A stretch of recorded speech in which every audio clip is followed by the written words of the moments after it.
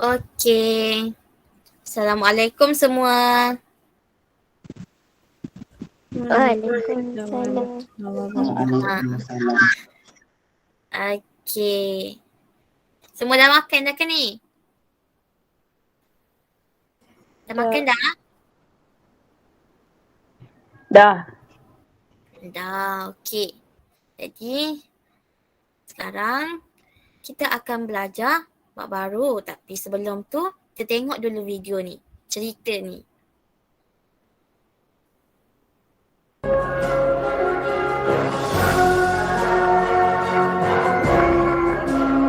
Boleh dengar?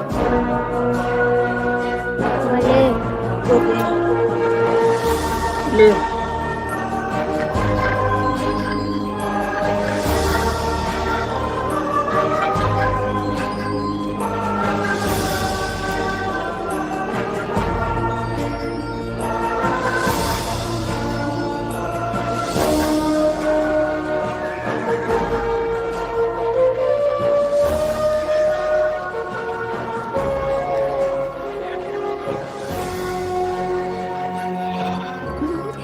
Mahal sikit Siham. Jual dulu washing ni, Siham dapat semua duit tu kan? Kan Siham yang membelanya. Nak beli apa? Siham tak pernah ada duit.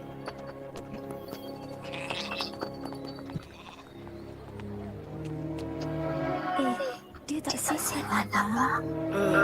Mereka kata aku akan dapat bantuan di Mekah. Memang benar. Siap. Ayah, nak ke mana tu? Siham, kita tak boleh tinggal orang ni begitu saja. Alah, mana dengan Basyu? Ingat apa ajaran Al-Quran tentang sikap murah hati, Siap? Orang yang murah hati tak kira lelaki atau wanita dan beramal kepada Allah akan mendapat banyak ganjaran daripadanya. Kalau kita tak ikut, kita lebih teruk daripada orang yang memerintah kita ini dulu.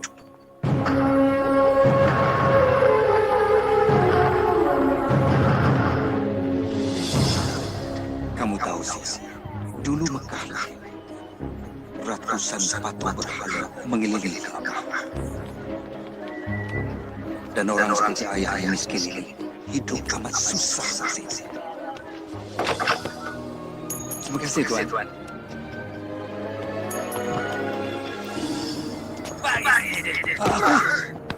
Bila aku dah pinjamkan duit, kau kenalah bayar yang balik. Tolong, aku tersesat. Keluarga aku kelaparan. Patut dulu lagi kau fikirkannya.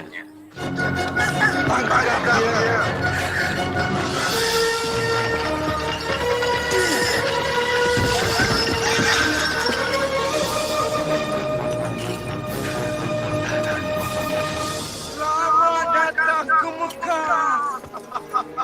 Kamu datang dari jauh. Ingat, perbanyakkan makanan yang dikasih makan. Kalau kamu murah hati, Tuhan akan beri ganjaran. Oh, Tuhan yang hebat lagi suci. Aku serahkan segala milikku. Kau dirupa bukan untuk berdoa semuanya. Ini musim tiada. Aku mau semua Tuhan pikiran. Mekah yang bermaksud mulia, kesucianlah bagaikan bunga yang sedang mekar.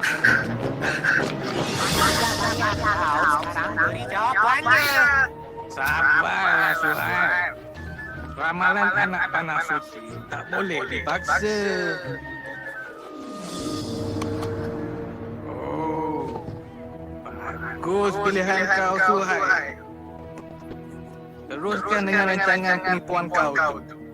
Kalau ikutkan ramalan, kau takkan kena tangkap. Ya, bagus. Kau bijak memilih, Maya. Tolong Tuan, bebaskan saya. Tolonglah. Aku boleh. Dan Ingat, Mama. Mereka beri sempat badan kau, tapi roh kau bebas. Ia bukan milik sesiapa.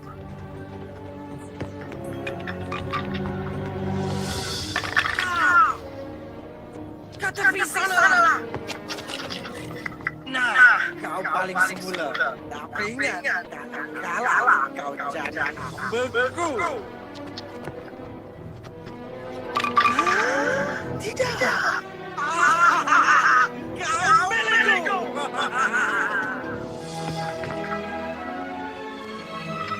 Nah, Terima kasih. bangun dan berambus dari sini. Tengoklah orang-orang yang datang. Penjarahan paling meriah selama ini. Bagus juga semua Tuhan berada di Mekah. Sesetengah penjara tidak begitu cerdik. Mereka bayar 2 kali ganda nilai barangan itu. Tidak. Memang benar. Bodohlah kita kalau kita tak naikkan harga barangan. Apa dah jadi dengan sifat murah hati kita? Mereka ini dalam perjalanan ke Tanah Suci. Dulu kita rasa bangga kerana dapat bekal air dan tempat rehat untuk mereka. Tetapi sekarang nampaknya kita rasa bangga kerana dapat ambil kesempatan di sebalik ketaatan mereka. Aku tak nak dengar semuanya ni. Bertenang Abu Jahal. Abu Talib ni ketua kita. Ya, dia saudara aku. Tapi tak bermakna aku kena duduk di sini dan dengar tuduhan palsu. Mereka akan mati kehausan kalau bukan kerana kita. Nilai kita 10 kali ganda. Ingat dia boleh diri kita kerana kerabatnya menjaga kabar. Kita semua mesti ubah cara kita. Hati-hati Abu Talib. Ada kala perubahan bau-bau baik. Abu Talib tidak menyangka anak saudara Nabi Muhammad sallallahu alaihi wasallam akan merubah dunia selama-lamanya. Ketika berusia 10 tahun,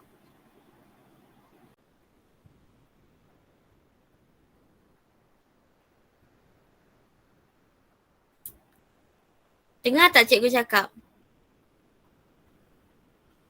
Dengar. Dengar, okey. Dengar. Cikgu dah bentang slide tapi lambat sikit lah loading.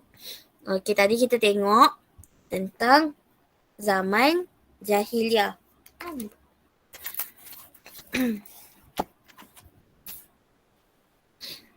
Okey. Jadi tajuknya adalah tamadun Islam dan perkembangannya. Sebelum adanya tamadun Islam, sebelum datangnya Islam, masyarakat Arab melalui sebuah zaman, iaitu zaman jahiliah. Okay. Secara umumnya, masyarakat Arab sebelum kedatangan Islam mempunyai penempatan dan cara hidup yang berbeza dari segi pemerintahan, ekonomi dan juga sosial.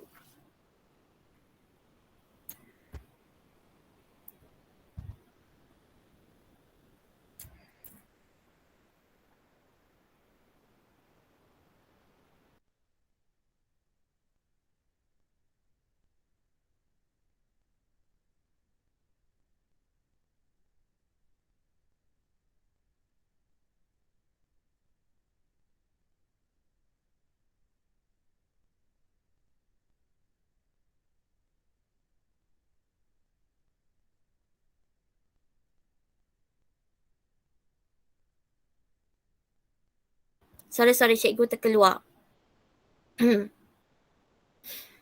Okey, tadi kita tengok dalam video tu tentang zaman jahiliah. Kita tengok ada pembesar-pembesar yang mengamalkan. Dia kata apa? Dia kata kena naikkan harga barang. Dia kata macam tu. Sebab rugilah kau tak naikkan harga barang. Macam tu. Itu ciri-ciri zaman jahiliah. Lepas tu kita tengok ada yang dia dia pukul hamba. Lepas tu ada yang dia tilik nasib.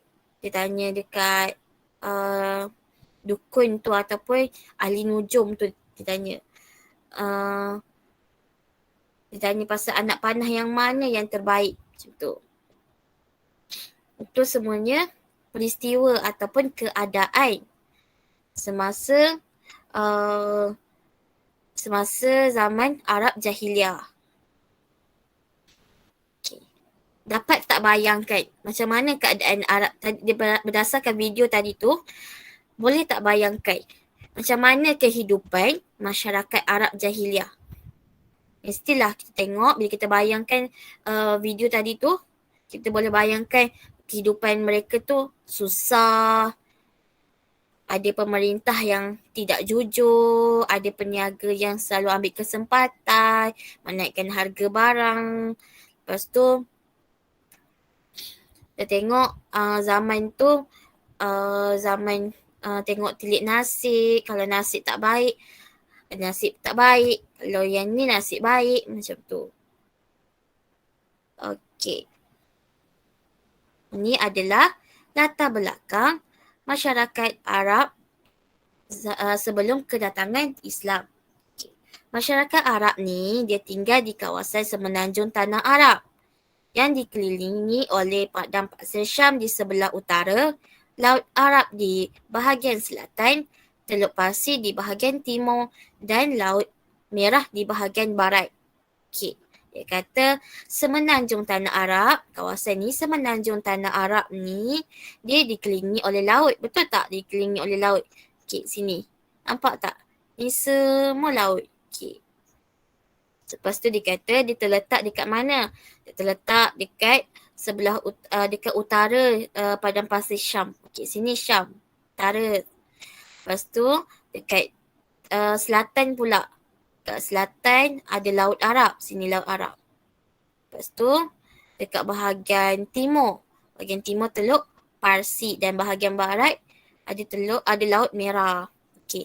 Terdapat beberapa wilayah dalam semenanjung Tanah Arab seperti Hijaz, Najd, Yaman, Hadramaut dan juga Oman. Dalam wilayah Hijaz ni ada 3 ibu kota yang penting iaitu Mekah, Madinah dan juga Taif. Okey, dekat sini. Sini Hijaz tengah-tengah ni. Sini Mekah, Madinah, sini Taif. Okey. Keruntuhan empangan Ma'arib di Yaman pada sekitar tahun 300 Masihi telah menyebabkan kemerosotan ekonomi masyarakat Arab. Kehidupan sosial masyarakat Arab juga telah menjadi lemah. Sebab apa? Sebab mereka ni tidak mewarisi ilmu pada zaman sebelumnya. Dan mereka tidak mampu membina semula empangan Ma'arib. Okey. Kenapa mereka tak mampu bina semula empangan Ma'arib? Sebab mereka ni tak mewarisi ilmu pada zaman sebelumnya. Kiranya pada zaman sebelumnya tu mereka ni duduk je tak pergi belajar macam tu. Tak tuntut ilmu, macam mana nak baiki empangan, macam mana nak buat empangan, tapi mereka tak belajar. Jadi bila dah runtuhnya empangan Ma'arib tu, mereka ni tak dapatlah nak membina semula. Okey. Dan wujudlah sebuah zaman yang dikenali sebagai zaman Jahiliyah. Perkataan Jahiliyah diambil daripada perkataan Arab iaitu jahala yang bermaksud jahil. Okay. Jahil daripada segi apa? Jahil sebab mereka tak ada petunjuk, mereka tak ada laluan yang betul. Mereka ikut pegangan yang salah, yang jahil, yang tak baik macam tu. Okay. Ada 3 sistem masyarakat jahiliah. Yang pertama, politik, ekonomi, sosial. Tapi dalam sosial dia terbahagi kepada 2 bahagian. Iaitu bahagian yang pertama, agama dan kepercayaan. Bahagian yang kedua, adat dan juga kehidupan seharian. Okey, kita tengok politik masyarakat Arab Jahiliah. Politik masyarakat Arab Jahiliah dia terbahagi kepada 2 kaum utama iaitu Hadari. Hadari ni dia tinggal dekat kota, dekat bandar. Dia ni kaum Hadari ni dia menjalankan perniagaan dan juga memiliki binatang ternakan. Okey, kaum yang kedua adalah kaum Badui. Dia hidup secara nomad iaitu secara berpindah randah dan juga mereka ni memelihara binatang ternakan. Okey, ciri-ciri politik masyarakat Arab Jahiliah. Mereka ni masyarakat Arab Jahiliah ni mengamalkan sistem kabilah yang diketuai oleh seorang syekh. Syekh yang dilantik mestilah disukai. Macam kalau dekat Malaysia ni, Perdana Menteri dipilih melalui apa? Melalui pilihan raya.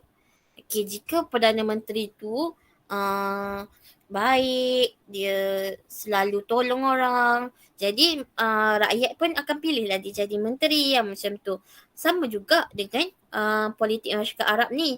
Syekh ni dilantik mestilah berani, matang, pandai berpidato dan mempertahankan puaknya. Okey, penyatuan masyarakat berkabilah ni adalah berdasarkan semangat asabiah, iaitu semangat berpuak. Bila dikata semangat berpuak ni, maksudnya mereka ni sangat percaya sangat percaya dan sangat yakin, taksub, bermegah, bangga dengan dia punya kaum, dia punya suku, macam tu. Dan juga mereka ni memandang rendah kepada suku yang lain. Tak boleh lah macam tu. Kalau kita dekat Malaysia ni tak boleh lah macam tu. Kita kenalah sayang sama rata. Contohnya kita kena menghormati kaum Cina, kaum India. Masyarakat kaum yang lain pun akan menghormati kita macam tu. Tapi bila dalam masyarakat Arab Jahiliah ni, mereka tak macam tu. Mereka bangga dengan mereka punya kaum sendiri. Mereka bila sebut je kaum lain ataupun suku lain, mereka merendah-rendahkan suku tersebut. Okey, kita tengok pula ekonomi masyarakat Arab Jahiliah. Kegiatan ekonomi yang utama adalah bidang pertanian dan perdagangan. Kegiatan ekonomi penduduk berdasarkan kawasan. Kawasan semenanjung tanah Arab tadi yang besar tu, tapi tanahnya tidak subur untuk pertanian, tapi untuk berdagang. Okey, yang kedua, Yaman. Yaman ni dia menanam, kawasan dia terkenal dengan tanaman gandum, kopi, tetapi bergantung kepada hujan. Jika kekerapan hujan turun tu banyak, maknanya tanaman gandum dan kopi di kawasan Yaman lebih banyak lah daripada biasa. Dan Yaman juga memasarkan hasil dagangan dari Hadramaut dan India ke Syam dan Mesir. Untuk Oman pula, dia menanam sekoi dan padi. Dia juga melakukan perdagangan dengan Mahra dan Hadramaut. Dia juga dekat Oman juga ada tanaman kemenyan. Okey, untuk Hijaz, dia ni membeli barang daripada Yaman dan Habsyah dan kemudiannya menjualnya semula. Dia beli barang dari Yaman dan Habsyah, kemudiannya dia jual semula dekat Syam dan Mesir. Sejak abad ke-6 Masihi, Mekah menjadi pusat perdagangan yang baru. Okey, ini kegiatan ekonomi kaum Badui. Kaum Badui tadi. Kaum Badui ni yang macam mana? Cikgu cakap tadi, kaum Badui ni dia tinggal dekat kawasan kampung ataupun kawasan luar bandar lah, kampung-kampung macam tu, dan dia hidup secara nomad. Okey, apa kegiatan ekonomi kaum Badui ni? Kaum Badui ni kebanyakannya adalah menternak binatang seperti unta, biri-biri, kambing. Okey, yang kedua dia menetap secara nomad, iaitu berpindah randa untuk mendapatkan rumput dan air. Kaum Badui juga mengamalkan sistem tukar barang, iaitu sistem barter dengan menukarkan binatang peliharaan mereka, ternakan mereka dengan barang keperluan seperti kurma dan juga pakaian.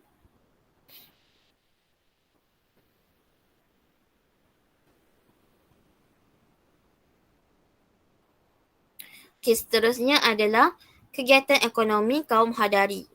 Kaum Hadari ni dia berdagang secara kafilah, iaitu dengan membawa barang dagangan merentasi padang pasir. Perniagaan yang dijalankan hanya mementingkan keuntungan dan mengamalkan riba dalam penipuan. Okay, ini masyarakat kaum Mahadari dekat bandar. Dia hidup dengan cara berniaga. Tapi perniagaan yang mereka jalankan ni dengan cara penipuan. Contohnya timbangan tu dia lebihkan, lepas tu harga barang sepatutnya murah tapi dia tinggikan, macam tu. Okey. Cikgu nak tanya, apakah kesan buruk sebagai orang Islam kan? Sebagai orang Islam, apakah kesan buruk jika kita mengamalkan, jika kita mementingkan keuntungan dalam perniagaan? Macam yang kaum Mahadari buat macam yang kaum Mahadari buat tu. Dia tipu, dia amalkan riba. Kalau kita sebagai orang Islam, boleh tak buat macam tu? Apa kesan dia? Perniagaan tu tak berkat. Okey, perniagaan kita tak berkat. Sebab kita kan orang Islam. Kita dah belajar. Dah ada dah dalam Al-Quran, dalam hadis. Dia kata kita tidak boleh sesekali mengamalkan riba. Kita tak boleh sesekali tipu dalam timbangan. Okey. Seterusnya kita masuk kepada sosial masyarakat Arab Jahiliyah, iaitu bahagian keagama dan kepercayaan. Okay. Masyarakat Yahudi dianuti, agama Yahudi dianuti oleh Bani Israel yang menetap di utara semenanjung tanah Arab. Okay. Agama Hunafa iaitu terdapat penganut agama yang mengamalkan ajaran yang dibawa oleh Nabi Ibrahim alaihi salam, tetapi dicampur adukkan dengan amalan tradisi. Agama Majusi iaitu agama berasal dari Parsi dengan cara menyembah api yang dianuti oleh penduduk Yaman, Oman dan Bahrain yang menerima pengaruh daripada Parsi. Agama Watani, dia menyembah berhala seperti Lata, Uzza, Manat dan Hubal. Terdapat 360 berhala di sekeliling Kaabah. Agama Nasrani pula, dia dianuti oleh Bani Israel dan dikembangkan di utara semenanjung tanah Arab oleh penduduk Irah dan Ghassan. Agama kepercayaan animisme iaitu mempercayai roh dan juga kuasa ghaib. Okay, kesemua ni agama Yahudi, Hunafa, Majusi, Watani, Nasrani dan animisme ni adalah agama dan juga kepercayaan masyarakat Arab ketika zaman Jahiliyah. Ini adalah adat dan juga kepercayaan seharian dia. Yang pertama, mengamalkan tilik nasib. Yang kedua, mempercayai ahli sihir dengan kuasa azimat.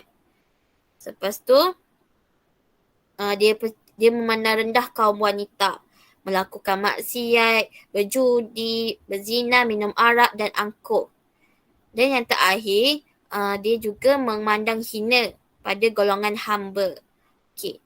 Tadi dalam video tadi tu kita tengok Suhai, watak dalam cerita tu, dia pergi jumpa ahli nujum macam tu. Bomoh lah kononnya kalau dekat Malaysia ni. Dia tanya, mana satu anak panah yang terbaik? Jadi ahli sihir tu pun bagilah dia satu kantung.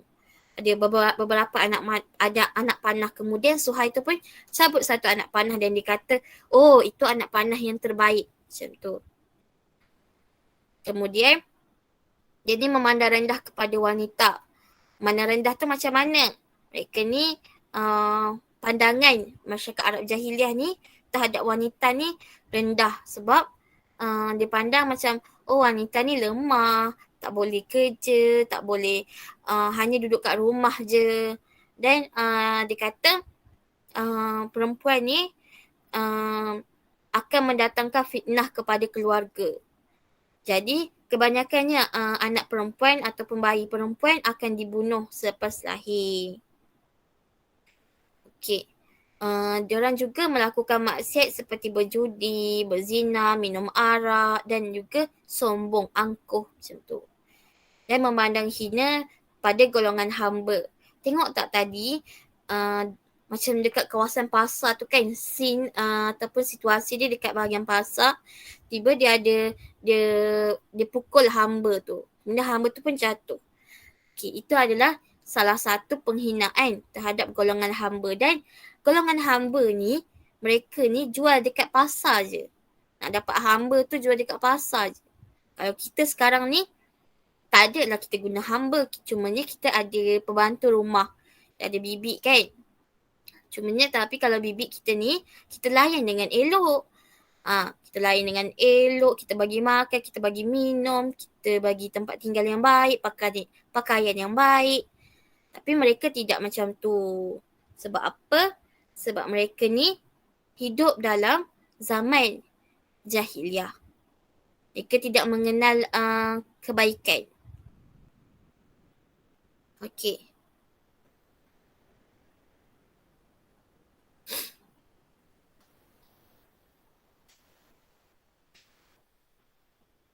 Seterusnya adalah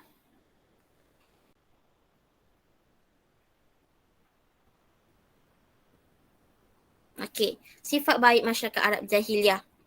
Dia memuliakan tetamu, menepati janji, menghormati tuan rumah, menjaga kehormatan diri, gigih dan sanggup berkorban untuk tetamu. Contohnya, mereka ni memasang api tempat tinggi untuk membantu pengembara yang sesat. Mereka pandai bersajak, bersyair dan karya yang bagus, karya yang bermutu akan digantung di Kaabah dan dibaca dalam tamasya tahunan di Pasar Ukas. Okey. Masyarakat Arab jahiliah ni, dia ada juga sifat baik dia. Maksudnya sudut yang positif dalam diri dia. Iaitu dia ni memuliakan tetamu. Bila tetamu datang, contohnya Mekah kan, tempat ada Kaabah kan. Jadi tetamu selalu datang berziarah di Kaabah. Jadi mereka ni memuliakan tamu. Jemput datang macam tu. Jemput datang ke Mekah. Boleh ada Kaabah macam tu. Boleh berziarah. Lepas tu dia ni bersanggup berkorban untuk tetamu. Disediakan tempat tinggal untuk tetamu. Tadi ada Abu Talib tu cakap. Dalam video tadi tu Abu Talib tu cakap. Dulu kita bangga sebab dapat tolong tetamu. Tapi sekarang kat mana sifat rasa bangga kita untuk selalu tolong tetamu tu? Sebab tadi dia telah menaikkan harga barang dalam video tadi tu. Okay. Dalam video tadi tu pun dia ditunjuk satu scene yang mana ada seorang lelaki duduk dekat atas pentas dikelilingi orang ramai dan dia pun bersajak. Dia kata apa? Wahai kota Mekah yang mulia. Macam tu. Wahai kota Mekah yang bermaksud mulia. Macam tu. Dia sedang bersyair ataupun sedang bersajak lah. Okay. Cikgu nak tanya. Apakah kesan terhadap masyarakat terhadap kita jika kita melakukan ataupun jika kita masih mengamalkan amalan jahiliah? Apa kesan kepada masyarakat jika amalan jahiliah ni masih lagi ada pada zaman sekarang? Okay. Siapa-siapa tak boleh jawab?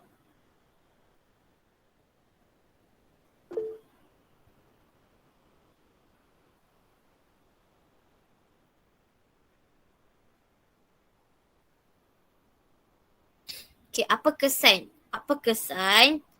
jika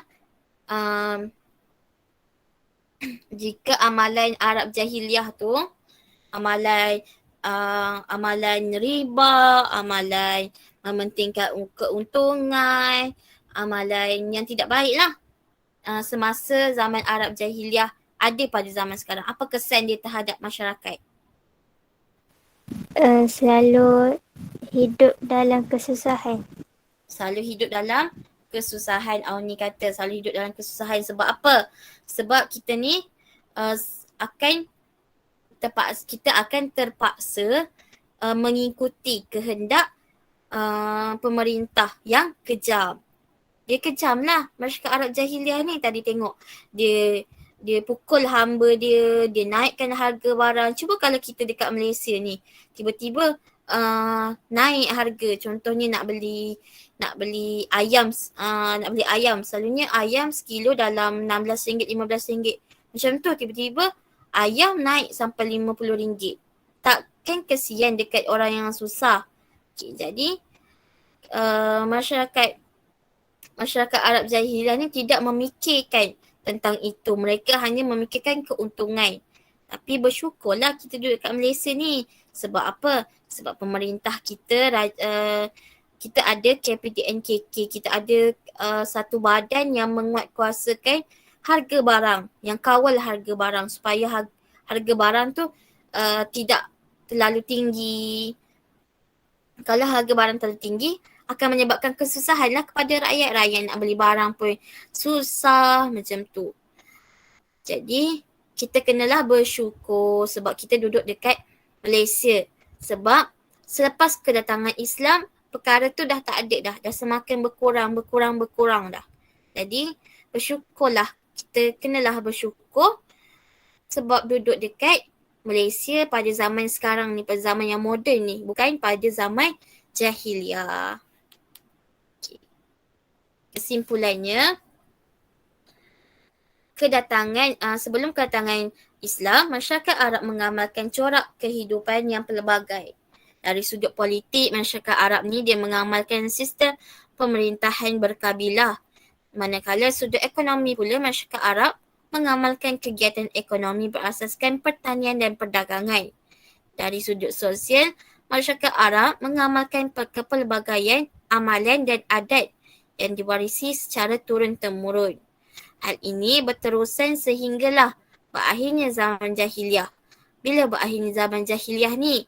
Zaman jahiliah ni berakhir ketika tersebarnya agama Islam. Jadi agama Islam ni telah memberikan pelbagai kesan dan perubahan terhadap kehidupan masyarakat Arab. Okey, faham tak? Untuk tajuk ni, untuk tajuk masyarakat Arab ni, jahiliah ni faham tak? Faham. Okey.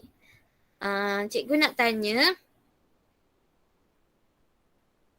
apa maksud zaman jahiliah? Tadi sebut masyarakat jahiliah. Masyarakat jahiliah apa dia? Apa itu jahiliah? Jahil. Jahil tu macam mana?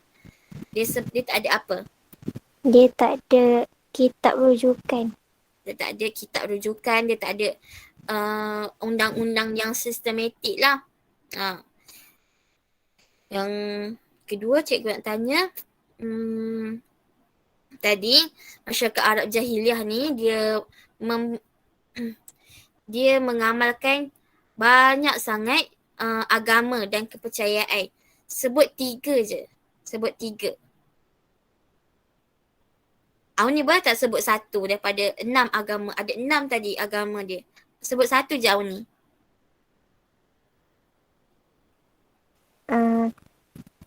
Yahudi. Yahudi. Okey.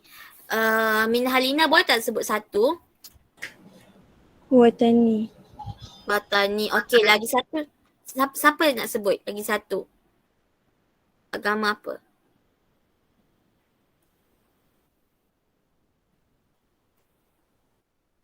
Ada 6 agama tadi. Auni sebut agama Yahudi. Halina sebut agama Watani. Lagi 1 agama apa? Nasrani. Agama apa? Nasrani. Nasrani. Okey.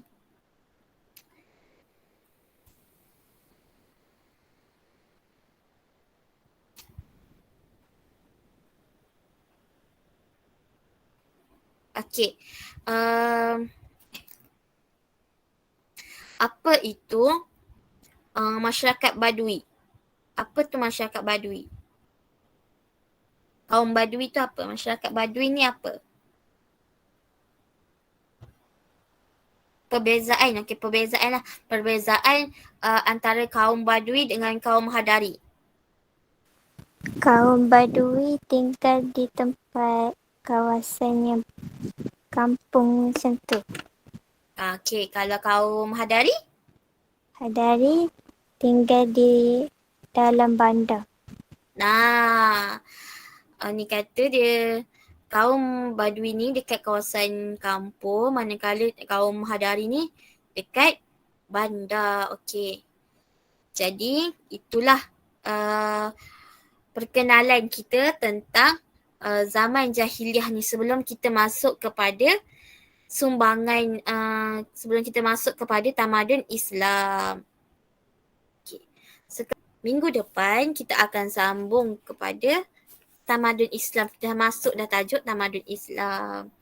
Okey, sekian saja kelas kita hari ni.